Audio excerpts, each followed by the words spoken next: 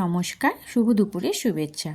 আজ সরস্বতী পুজো, তো চলো দুপুরের লাঞ্চে আজ আমি কি আয়োজন করেছি তা তোমাদের সাথে শেয়ার করে নিই। করেছি গোবিন্দভোগ চালের খিচুড়ি, এতে মুগ ডাল, চাল, মটরশুঁটি, ফুলকপি, আলু, টমেটো সব কিছু দিয়ে খিচুড়িটা করেছি। একদম ভোগের মতনই করেছি। আর করেছি, আমাদের এটা করতে হয় আজকে সজনে ফুল আলু ভাজা, মানে সজনে ফুলটা খেতে হয়, তো আলুর সাথে একটু ভাজা করলে পরিমাণে একটু বাড়ে। আর করেছি হচ্ছে বাঁধাকপির তরকারি, একদম নিরামিষ বাঁধাকপির তরকারি, একটু গরম মশলা দিয়ে নামিয়েছি। তো তোমাদের কার কার এরকম সজনে ফুল খাওয়ার নিয়ম আছে? আজকে আমাদের কুলের টকও খেতে হয়, তো দিলাম হচ্ছে সাথে একটু পাঁপড়, আর করেছি কুলের টক রাঙালু দিয়ে। তো এটা আমাদের হয় সরস্বতী পুজোয়।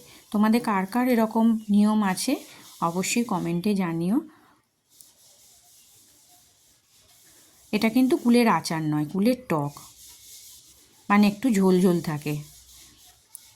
তো এটা আমাদের করতে হয় এই সময়, মানে আজকের দিনটায়। আর কালকে আছে আমাদের গোটা সেদ্ধ। তোমাদের কার কার গোটা সেদ্ধ আছে সেটাও কমেন্টে জানিও।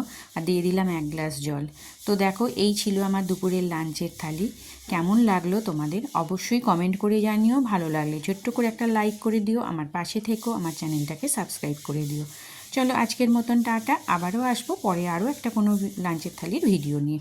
ততদিন তোমরা সুস্থ থেকো, ভালো থেকো। কেমন হয়েছে অবশ্যই জানাবে কিন্তু।